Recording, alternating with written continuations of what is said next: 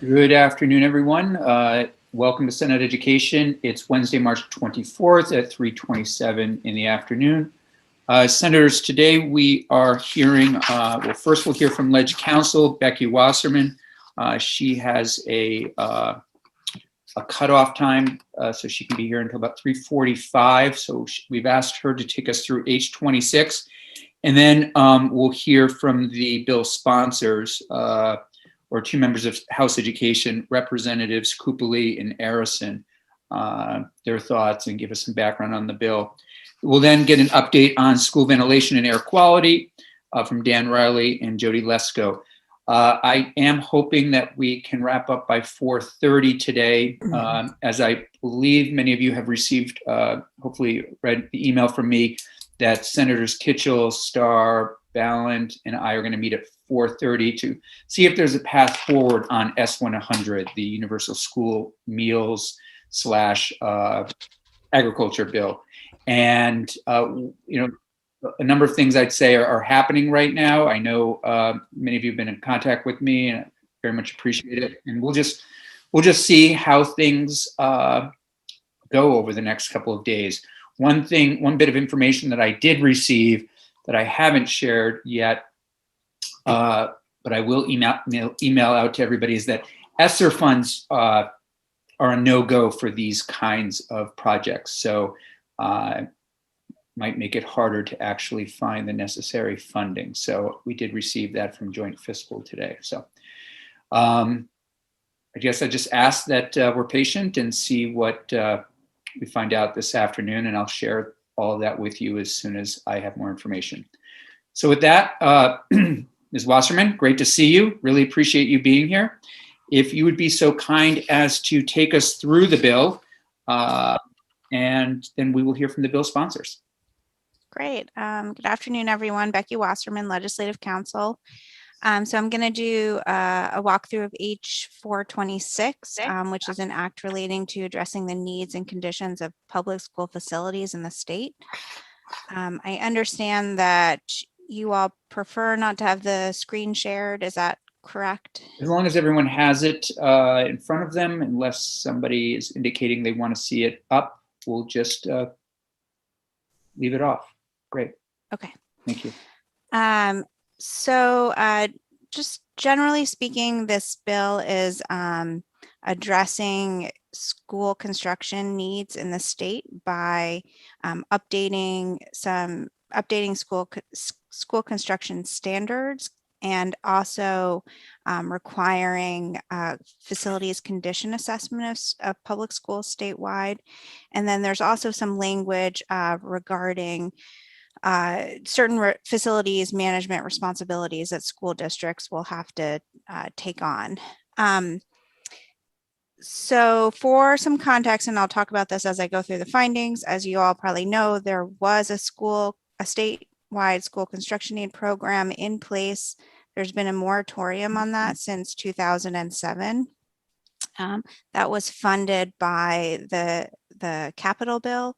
And in 2007, there was a moratorium put in place, and over an 8-year period, all the projects that had received grants under that program, the state made an effort to pay back the debt it had accrued for those grants through the Capital Bill to pay those back.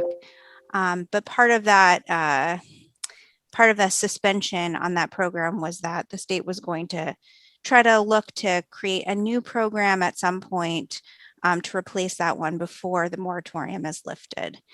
So part of what this bill is doing is kind of setting the stage for if the General Assembly does choose to move forward on an aid program, kind of putting the pieces in place for the opportunity for that to be created in the future.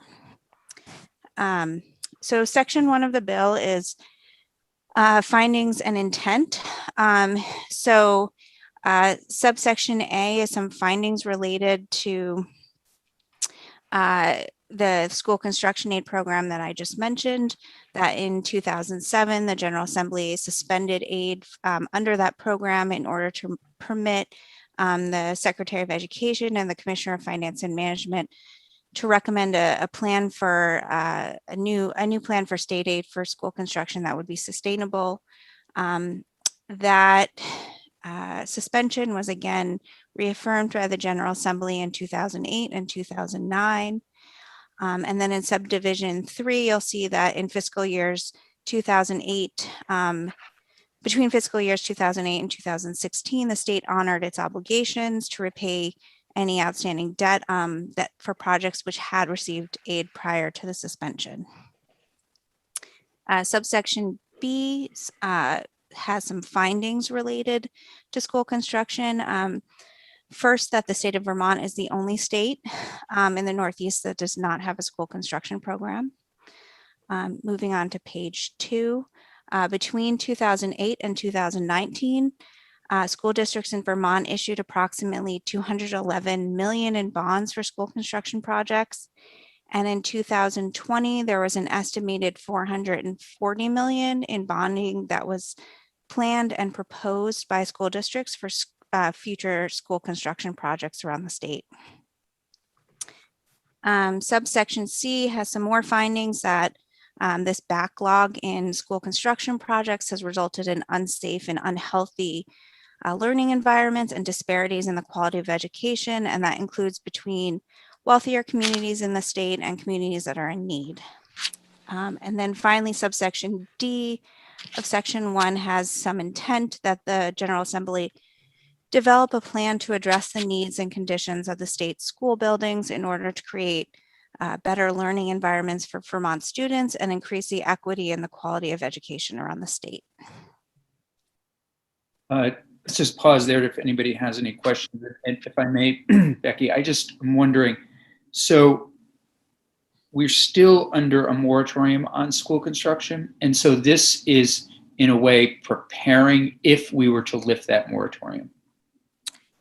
Yes, it's preparing in the sense that it's the program has been paused for so long that in order to restart a program, you would need to have staff at the Agency of Education, which this addresses. You would need to see what the needs are of schools across the state, what the possible cost would be to do the kinds of projects, and also develop standards for how construction would have to, like with this sort of a standardized system for construction for a grant program, so that it's done the same around the state. Okay, thank you for that. Any other questions? Senator Hooker? A quick question, Becky. Last session we talked about a survey of the schools and the needs there. And can you tell me where that is currently? Yeah, so that this bill is essentially taking up that bill from last year, which ended up not going anywhere. So there's a survey has not been done. And this in section 3 of this bill, you'll see that this is calling for that kind of conditions assessment of schools. Senator Perchlik, did you have a question? No. Okay. Anyone else? Okay, please continue. Thank you. Okay. So section 2 of the bill deals with both updating facility standards and updating a state board rule that has to do with the capital outlay financing formula. So first, with respect to the standards, in subsection A, this is directing the Secretary of Education in consultation with the Executive Director of the Superintendents Association and the Chair of the State Board to update school facility standards. And that has to reflect certain things, including changes in educational delivery models and requirements for healthy and resource efficient school facilities, including natural light, indoor air quality, and water and energy efficiency. So moving on to page 3, subsection B, the way the old school construction aid program worked, the state board had adopted a rule that sort of established maximum and minimum parameters for what needed to be required for construction projects. This rule is very old, and so it would need to be updated going forward. So this is asking that by January 15th of 2023, the state board update and adopt this new rule amend this rule. And that would be looking at establishing maximum and minimum square footage parameters by school size and the grade range through a square footage allowance per student or program, and also establish an allowable cost per square foot of construction. The state board in its rule would also may also consider additional factors, including conditions of facilities, capacity and utilization, and energy performance in designing a system of financial support. Subsection C is authorizing the state board to use these are ESSER funds, and I'll get to this later on, that are appropriated in section 3 of the bill to hire a consultant to help do this update of their rule. And I think the House committee heard that the state board did not have capacity to do this, so needed some technical assistance with this rule update. Senator Perchlik, please. Thank you. I did have a question at the beginning of that section, just on the school construction standards. So we have school construction standards now, and where are they? So I think we did, but they have not been looked at in a number of years. I think this was part of what was used when we used to have a program, but it is not updated. So that was part of AOE, just had some standards on school construction, kind of loosely, that they'd use when they did the grants or the school construction aid program. Yeah, and part of that is in statute, and part of that is their the guidance and rulemaking that was surrounding the school construction aid program. Okay, so it's not like one specific thing I could go read. It's kind of mixed between the two. That's my understanding, although it looks like I have help from others who might have more information. We can return to the House members after you're finished with the walkthrough. We know that you're time limited, so if you would continue, please. Section 3 of the bill is the facilities condition assessment. So this is being done by the Agency of Education in coordination with the Commissioner of Buildings and General Services. So by September 1st of this year, they would be issuing an RFP for school facilities condition assessment to inform AOE of the needs and cost for statewide school facilities. So that assessment would include first a planning phase that uses the expertise of the consultant and other stakeholders to finalize evaluation criteria and methodology for collecting the data. It would be a review of school facilities conditions, space utilization, and the suitability of the facility and its spaces to deliver educational and support services. The assessment would need to find sufficient information to assist the General Assembly to establish a ranking system to look at how to prioritize schools based on highest need for funding. And there are some categories that are listed here. So those would be capacity and utilization, safety and security infrastructure, accessibility, technology infrastructure, capacity to deliver STEAM programming, and then finally building systems condition and performance. And that includes looking at both energy efficiency improvements at school buildings and indoor air quality to address health and safety needs of staff and students. So the assessment with the third independent third party would need to be done by October 1st of 2022. The AOE would need to create in subsection C, I'm on page 5, the AOE would need to create a database to enter the information from the assessment. And that would need to include schools' address and GIS coordinates. And this is kind of to make sure that all the information that's collected is saved in a centralized place. And then the cost for the assessment is split up. So it's not to exceed 2.5 million, and it's split between ESSER 1 and ESSER 2 funds.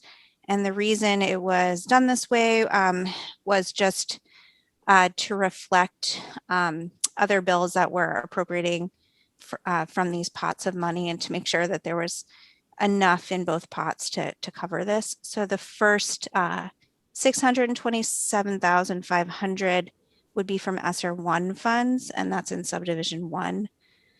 And subdivision 2 is the remaining approximately 1.8 million, and that would come from ESSER 2 funds. And then by January 15th of 2022, the Secretary of Education would be submitting an update on the status of the RFP to your committee and the House Ed Committee. On the top of page 6, there's a definition of school here that is just referencing public school. And that's just to make clear that those are the only public schools are included in this assessment.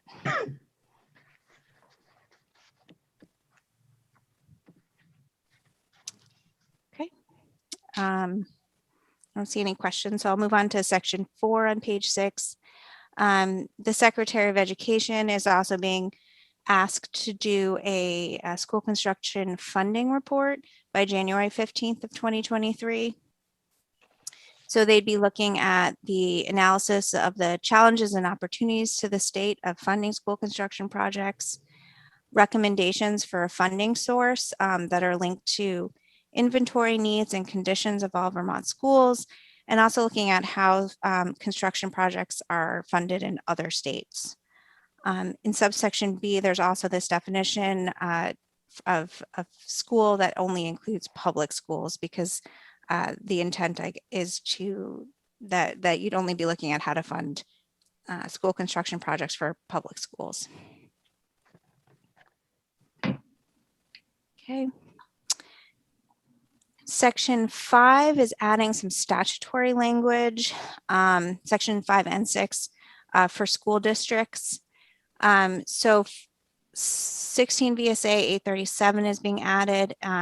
Subsection A is saying that the Secretary of Education will consult with facilities management industry and school operations experts to establish guidelines for training and certification for people designated as responsible for facilities management in a school district or supervisory union.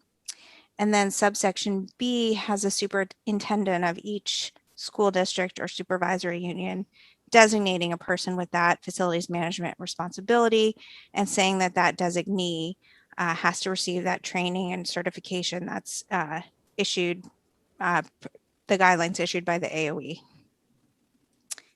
On page 7, section 6, there's also a requirement in statute that each school district has to develop and maintain a 5-year capital operations and improvement plan for the school district and supervisory union, and that has to be updated annually. This plan will be on a form developed and prescribed by the Secretary of Education after they consult with facilities management and school operation experts in an attempt to make it more standardized across the state. Section 7 is adding a position to AOE, one limited service position that's funded for 1.5 years. It ends January 15th, 2023, which is the date in which all the other work in the bill is also ending. And AOE would be using an existing position in the position pool.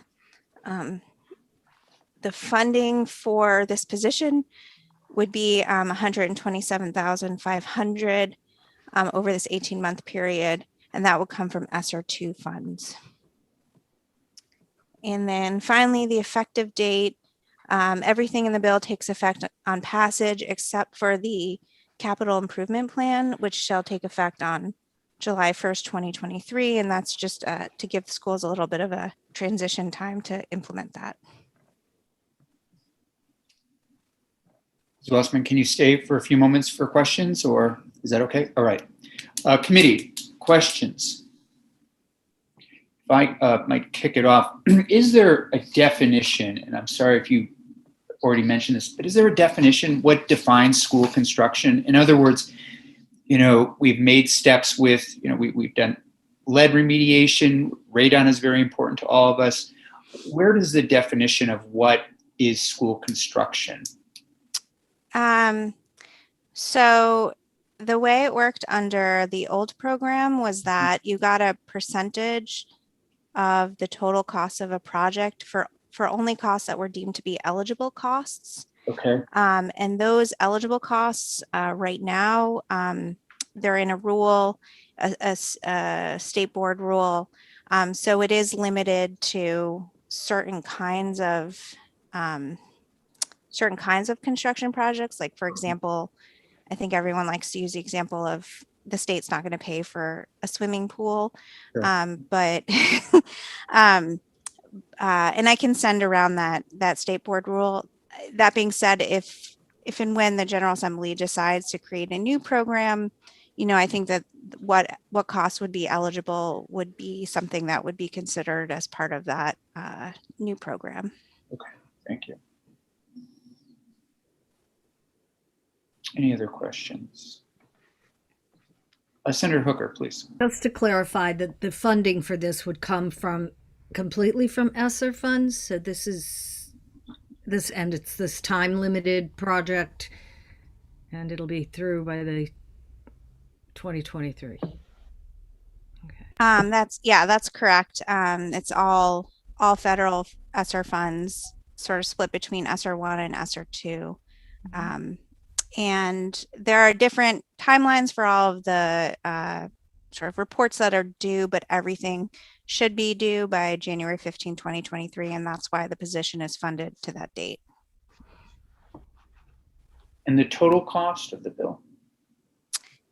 It is, I guess, $2.6,027,500. Thank you.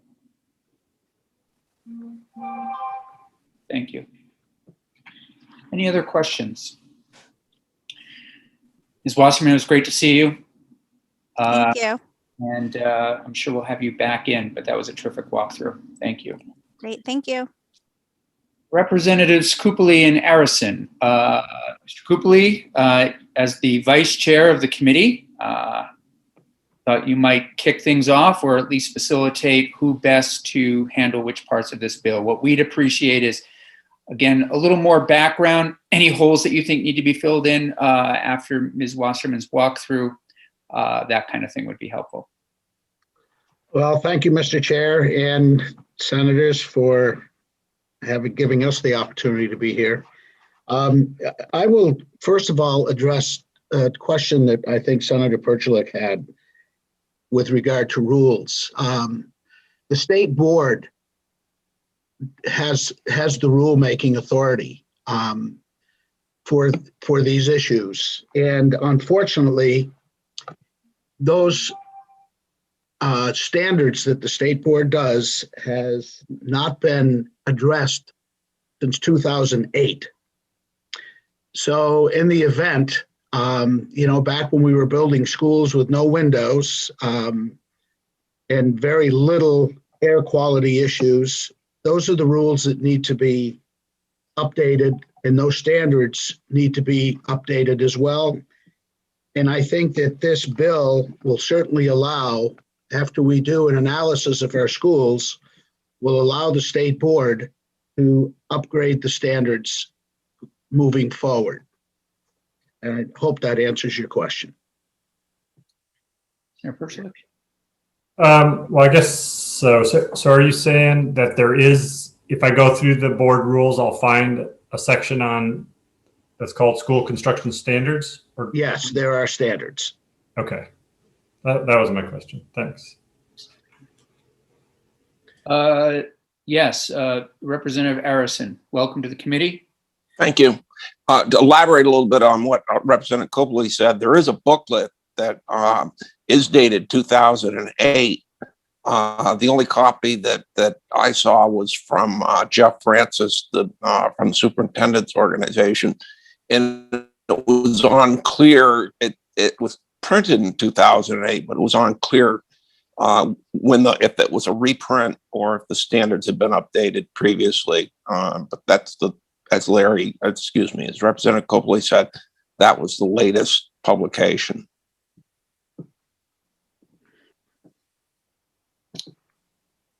Gentlemen, anything else that you think we need to know? It sounds like you thought that the committee, the state should start to prepare, get ready for these kinds of projects, give AOE some authority, give them a position to actually help facilitate some of these things going forward. Other things that you want to add to this that you think we should know in terms of the genesis of this? Yeah, Representative Harrison. Thank you. One thing that kept happening, and it even happened on your calendar, was that it keeps getting tagged with the word construction. And this bill does not address construction as such. It addresses the needs and conditions of the public school facilities in Vermont. And the assessment is a very important part of this because it'll allow AOE to give priority to schools that are in the most need in both their condition and their possibly their geographic location. The Brigham decision required us as legislators to provide an equitable education to all students, and evidence that we saw some of the schools are not able to do that because of the area that they are located in. They just aren't able to maintain the schools. In testimony, we saw one school in the Northeast Kingdom that their multi-purpose room was a metal building with no insulation or heat, as well as other problems in it.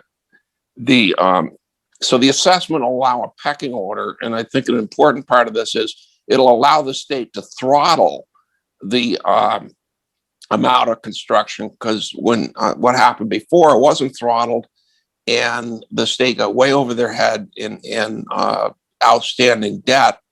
And this way they can keep it under control and pick off the items that were the schools that are in the most need. Because if you left it wide open, you could have a school come in and grab a bunch of the borrowing ability of the state, and they may not be at the top of the order in need. And thank you. So this creates a prioritization. Correct. So in the end, we'd have this school is where the state should be focused on, given the circumstances, right down to this one that doesn't have any pressing issues. And one thing in the wordage of the bill, there's numerous different dates, and one of the questions during our review was, well, do the dates jive? And these dates were all laid out on a bar graph. Several of the items are happen concurrently. So like the assessment will be taking place at the same time that the standards are being written. And another question was asked was, well, how can you go out with assessments before the standards are written? And the standards really are a different document than the assessment will be. The RFP that we would hope will go out for the assessment part of the bill would send multiple teams out as much during summer vacation as possible from the schedule, although it's going to have to take some school time to cause the least amount of disruption. And the teams that would go out, the kind of firms that perform this kind of work don't really need new construction standards. They'll go in and look for items like, is a guidance counselor using a closet? Are there students in the basement? Is there water damage and things like that? They aren't going to get into the nitty gritty of square footage of rooms, although that they certainly will take that into consideration. Senator Hooker and then Senator Terenzini. I'm just thinking about the funding, and I understand that all of the money for this particular bill would come from the ESSER fund, since that's at like the 10%. I don't know if I'm getting all funds messed up, but that would come from the agency. What about all of the projects that we're talking about that are COVID related, ventilation projects and stuff? That would come from a different pot of money, correct? I don't know. If I could, Please, That- yeah. that work has nothing to do with this bill. That's I being, understand that. Okay. I'm just wondering, the different pots that the money is coming from. And so it wouldn't affect then the money that would be coming no, for doing the COVID related upgrades No. that schools need. And those would be at the school level anyway. with, No, if I may interject, we gave money out of the COVID funds last year to do HVAC systems in our schools. And that work is ongoing as we speak and continuing to go. And I think Senator Perchulik would agree. He was a big part of that. So no, that's a whole different, Senator Hooker, a whole different program, different funding altogether. I'm surprised to learn that we're the only state around that doesn't have a plan, which and I know last session we talked about the survey in institutions, and unfortunately, it didn't transpire, but we saw the need for it then, and I think it's important. I think part of this bill also is going to require, and I think we all know that, ongoing maintenance in schools is extremely important. But one of the things when school boards put in their budgets a maintenance item, whether it be $200,000 or $1 million, catch rates really generate whether or not that will stay in the budget. Usually that's the first item to go out of the budget. This bill does address making sure that monies do stay in the budget. And it also addresses another important issue of having a person in a district or a supervisory union that will be responsible for maintaining schools and watching out in the future as to what school needs are and making sure that these projects get completed and finished. Whether it be something as simple as a bad sidewalk in front of a door. I mean, you have to have someone that's going to be responsible for making repairs and having those dollars allowable to do them. Senator Terenzini. Thank you, Senator Campion. I just looked at the bill quickly, and I just wanted to applaud the House for including in there some language talking about security and safety of the schools, because we know that's just as important as anything in this day and age, and trying to find a balance between a really nurturing and well-balanced place to learn and keeping our kids safe. So I appreciate that language is in here. Thank you, Senator. That was one of the safety and health was one of my insistence on having that in the bill. Thank you.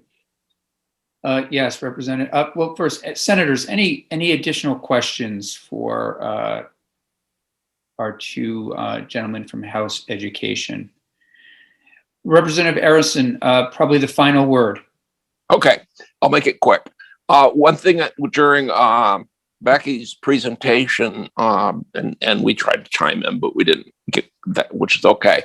To be fair, schools have been able to pass bond votes during the what's been called a moratorium. The moratorium is on the 30% state aid, and the schools that have passed bonds, that payment is rolling through the education fund on a regular basis.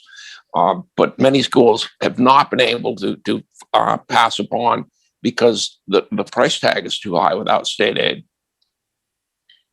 Thank you. Thank you both for coming in and joining us. We appreciate it. Great to see you both, and look forward to staying in touch if we have any additional questions. Great. That's it. Thank you very much. Chair Campion. Yeah. Thank you, senators. Okay. Have a great day. Thanks, you too. You know, it's interesting. One of the things that is just on my mind with this, you know, it sounds like it's a great plan, but and I'm glad we're coming back now to air quality, but I don't want radon and I don't want lead to get lost in any of this. And so we'll have the agency in to talk a little bit more about this bill, as well as give us an update. And I'll talk to Senator Kitchell around ESSER dollars and additional dollars to deal with radon. Senator Persick, I don't know if you have any updates or anything on, or heard anything. I know you've followed this kind of work, but go ahead. No. Okay. Okay, Mr. Riley and Ms. Lesko, thanks for joining us. Welcome to Senate Education. You are here to give us an update on school ventilation and air quality. I don't know which of you would like to start, but we'd appreciate a little background. This is a new committee and a little bit of how did we get here? Why did you do this work? What did this work entail? And where are we at this point? So welcome. The floor is yours. Thank you so much, Mr. Chairman, for having us. For the record, my name is Dan Riley, and I'm Director of Public Affairs. And joining me is my colleague, Jody, and I'll let her introduce herself. Thank you, Dan. Thank you, committee. My name is Jody Lesko, and I'm the Director of Programs and Implementation for Efficiency Vermont. We have a brief presentation. I'm just going to go ahead and share my screen now. Oh, it looks like the host has disabled. Jeannie, would you allow Mr. Riley to share screens, please? There we go. Just give me 1 second.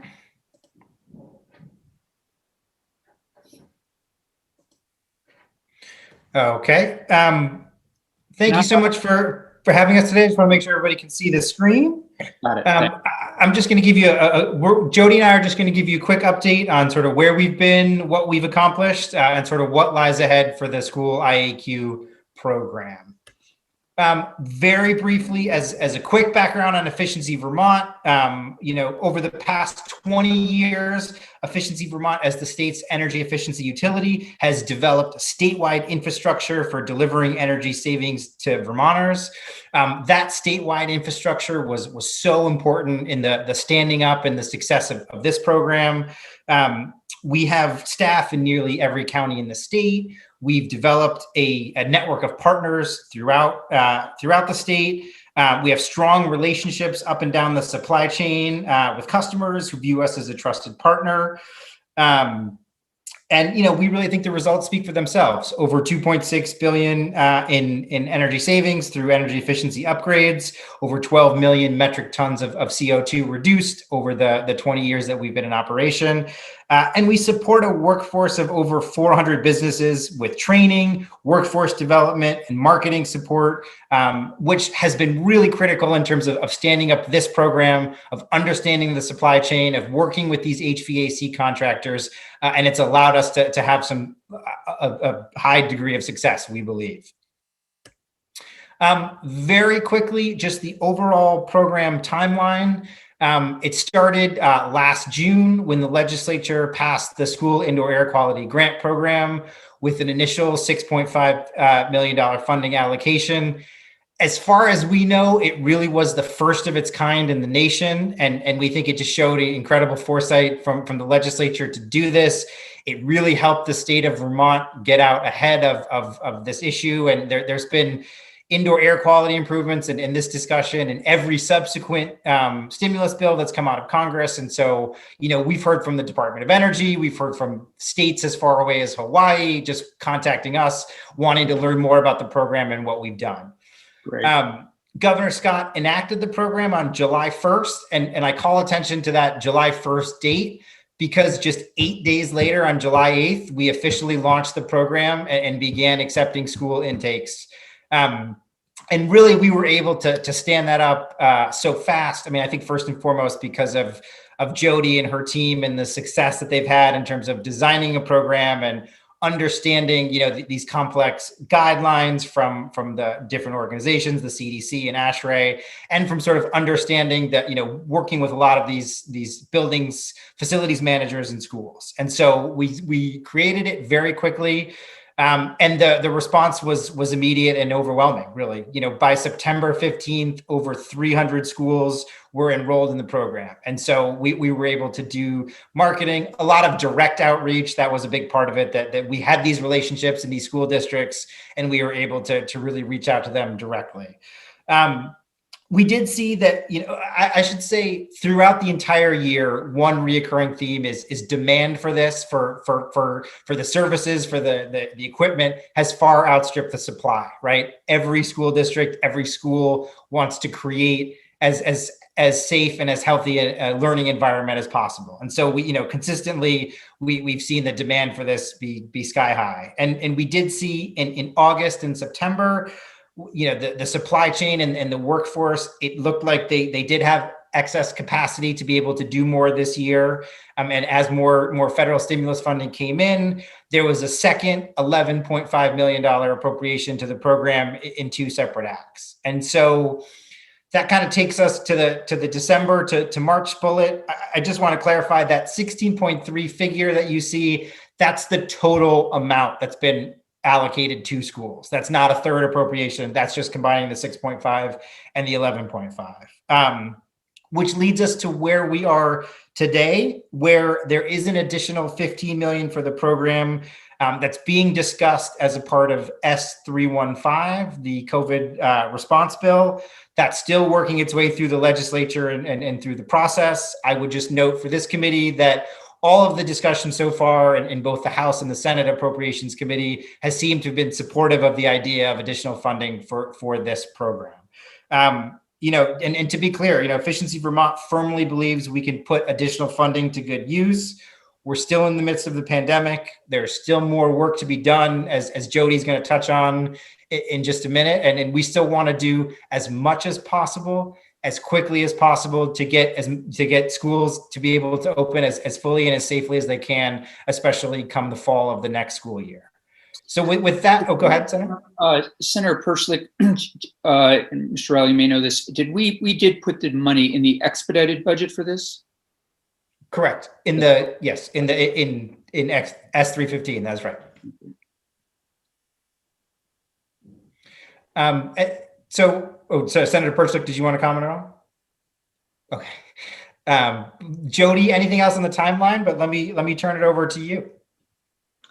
No, you did great, Dan. Thank you. And thank you again, committee, for having us here. So I have had the immense privilege of leading the school's indoor air quality program on behalf of the state. And I want to echo what Dan said about the foresight that Vermont really showed at the state and the legislative level to put this in place really before anyone else. And that allowed us to do, I think, a lot more because the supply chain, while it did become constrained, we definitely gave the supply chain a run for its money. I think we were able to do a lot more because we were out of the gate really early. And that's really thanks to the leadership of folks like yourselves. So thank you for that. So I am here really to talk about what we've accomplished together and how we've been able to do that. And I'll start with the how, which for me as a program designer and an implementer starts with program design. So I want to go through the program components, and then I'll go through the impact that we've had now that we're sort of winding down the implementation phase of this program from last year. So my motto every day in the planning and delivering of this program was to simplify the complex. I appreciated Senator Campion's call to give a little bit of background because I have to remind myself, I used to not know what HVAC stood for either before I started working in the energy efficiency world. So, HVAC systems are, in the buildings that even have them are largely invisible unless you are the person who's working on that system. Many people don't know what HVAC stands for, let alone how to improve an HVAC system to optimize indoor air quality.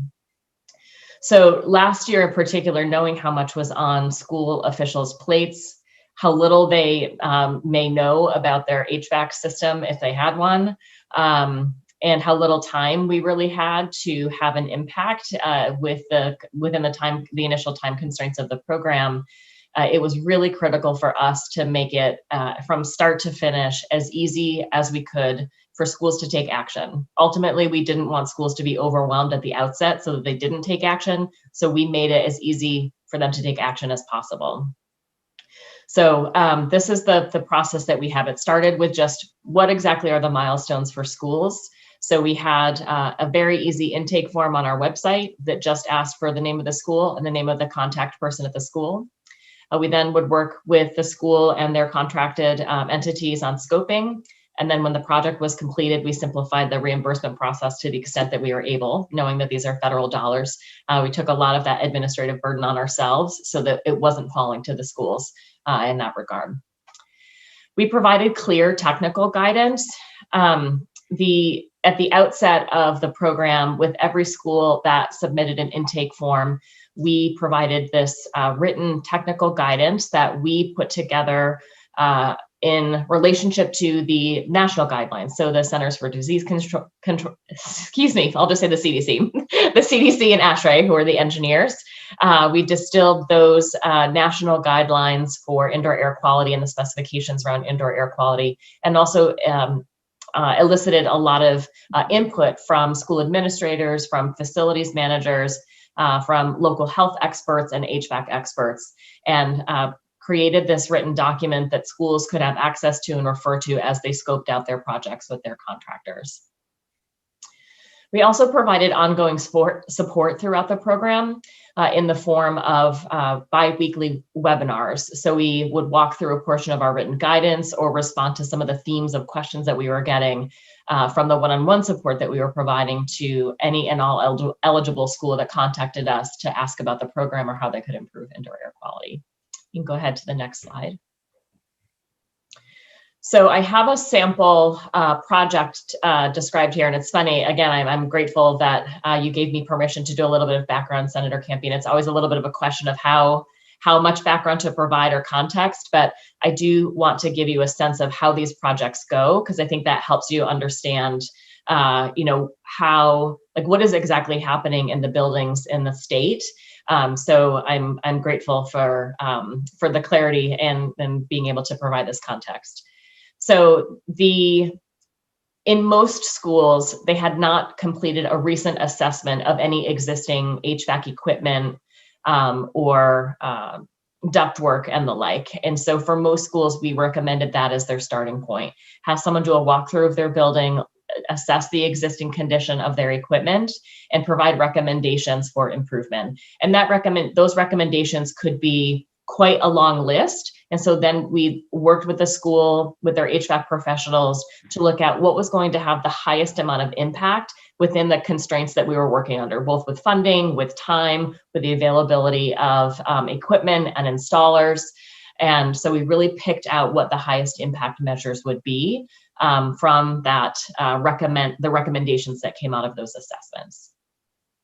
The school would then go under contract with their installers and procure equipment.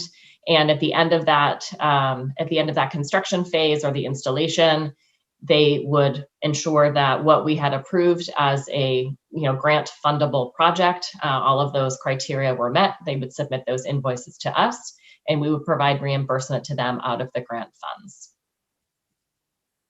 Look at my notes, make sure I didn't forget anything. Ms. Lesko, were these Yes. all initiated by schools themselves? In other words, we just finished a conversation around prioritizing need in the state. Was it schools or were in some ways, how did you maybe connect to schools that might need these kinds of this kind of work done, but it might not be on their radar, or they don't have the resources to initiate it? It's a great question. So in the design phase, when I talked about the input that we had from HVAC professionals and from schools officials, one of the steps in that process was actually surveying superintendents and facilities managers themselves to get a sense of the state of their HVAC system at that moment. And that allowed us some sense of where the greatest needs were, and what schools were doing okay. And I'll say that we've been in a lot of these schools as with our Efficiency Vermont hats on over the years, right? We know the folks that are working in these schools. And even we were surprised by, I think, the state of the HVAC systems. And because, I've said in other forums, the pandemic really shone a light. It really highlighted indoor air quality as an issue that we needed to prioritize. And I think if not for that, it's not like these systems were not in need before, but it just became the highest priority. So what we decided in seeing that assessment was that the level of prioritization and how we would work through kind of, again, within these constraints, is to see what the recommendations were that the school and their HVAC professional came with, and basically prioritize the two main things that we prioritized were ventilation. So that's bringing outside air into the building and moving it around, and filtration. So those are the two things that the CDC and ASHRAE say were the most important. And so there are lots of things that fall on the lower level of prioritization that we chose not to fund right out of the gate, just to make sure that we reserved enough funding for those two primary needs for as many schools as we possibly could. Does that make sense, Senator Campion? Yes, thank you. Yeah, absolutely. And I think we can go to the next slide. Yep. So I'm going to transition into results and impact at this point. And the first thing that I want to show here is the geographic distribution of these projects. So each of these dots represents a location of a project. It could be a school, or in some instances, it's at the district or supervisory union level. So, but you can see we really covered the whole state. Places where there are larger circles, there are just more than one project in that zip code. So clearly where there's higher population and there are more school buildings, the circles are a little bigger. And the colors of the dots are just who I assigned the project to on my team. So that doesn't have anything to do with the projects themselves. That's just an internal marker for me to know who's responsible for which of these projects. But this is really, it was called out in the bill that geographic equity is important, and equity in general is a part of Efficiency Vermont's DNA as well. And so it's great to see that with the sort of broad outreach that we did and the prioritization with those two, with ventilation and filtration, it allowed us to do quite a lot in every corner of the state. Okay, next slide, please.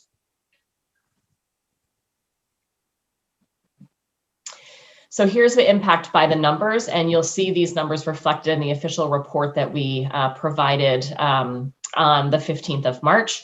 And so the number of schools that participated in the program is 365. There are 411 eligible schools in the state. So that means that 90% of the eligible schools in the state participated in some way in that program. Participation took three forms. Schools did either responded to our offer of an indoor air quality monitor. We did a bulk purchase of indoor air quality monitors. They did an actual construction project or used grant funds for a project at their school, or they did both, right? So 90% of the schools participated in one of those three ways in this program, which is really quite remarkable. With the projects themselves, with grant-funded projects in school buildings, there are over 62,000 school students that are now going to school in buildings that have improved HVAC systems. 6,500 teachers are now teaching in schools that have improved HVAC systems. The total universe of square footage for schools in Vermont is 17 million square feet, and 13 million square feet of school building space now has improved HVAC conditions. We also monitored the number of schools that had no ventilation, had no centralized HVAC system at all. We are roughly the numbers about 80 schools based on the assessments that we are getting back that had no ability to bring outside air into their building and move it around. And we were able to serve 40 of those schools, so about half of the schools. And I can talk a little bit about why we couldn't do more, but I think it's a phenomenal thing that we were able to provide the funding and the technical expertise to bring ventilation and filtration into 40 schools for the first time ever. And then finally, we monitored the economic activity that was spurred by this level of investment in schools market. And so this number will continue to go up as we have some projects that had an extended deadline. And so we're seeing some new companies submit invoices. But to date, over 100 companies in the state engaged in a project at a school building. And that ranges anywhere from some of our largest controls or HVAC companies in the state that employ, over 100 people, all the way down to, a family electrician's business with, 2 or 3 people who are working in the trades. So it really spans all of those. And it was, this is where the capacity comes in that Dan talked about at the beginning, where we weren't sure what the capacity would be for the workforce in Vermont. And they really just delivered way more than we thought they could. And it's great to see that this number of companies were engaged in the program. Okay. Next slide, please, Dan. Then I also wanted to provide a couple of quotes from schools officials who have completed projects through the program. So I'll just briefly cover these. So Andrew Lundeen, who's the Director of Finance and Operations at Lamoille South, says that this was I'm sorry to interrupt, Ms. Lesko. I think we're going to have to read the quotes on our own at our leisure, if you don't mind. We're on a little bit of a time crunch. But no, I think I see that you also put them in our in the packet. So yes, They're very supportive. I'll give you a preview. They're supportive of the program. Very supportive. That's great. Thank you. Committee questions for either Mr. Riley or Ms. Lesko. This is absolutely incredible work. I know that Senator Perchlik was instrumental in getting this going. So thank you to him as well. Senator Perchlik.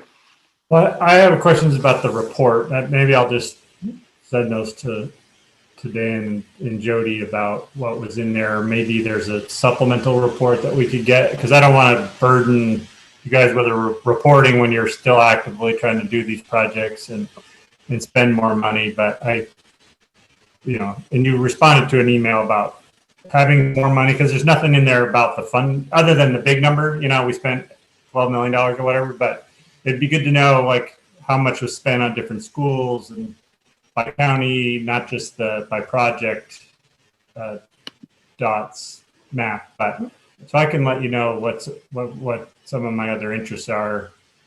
I guess I was expecting more, but I totally understand why you wouldn't want to spend time on a dumb report, at this point. So and sometimes we ask for reports that we don't read, but this one I'd be interested in a little more, but we don't have to take time. Absolutely. We can follow up with that. And especially as some of the numbers are more finalized at the end of this month, and then, pending S315 and that allocation, as we get final numbers, we're happy to work with you, Senator, and hopefully to be able to provide as much data analysis and context as we can.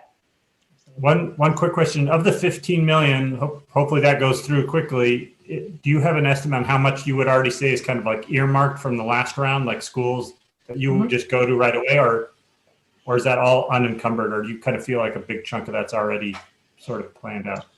Well, the news media has let schools know that this is a possibility. So we've certainly been fielding a lot of questions. And one of the things that we saw happen in the middle of the fall is the availability of large equipment that could be delivered in time for the end of the year deadline, that original deadline.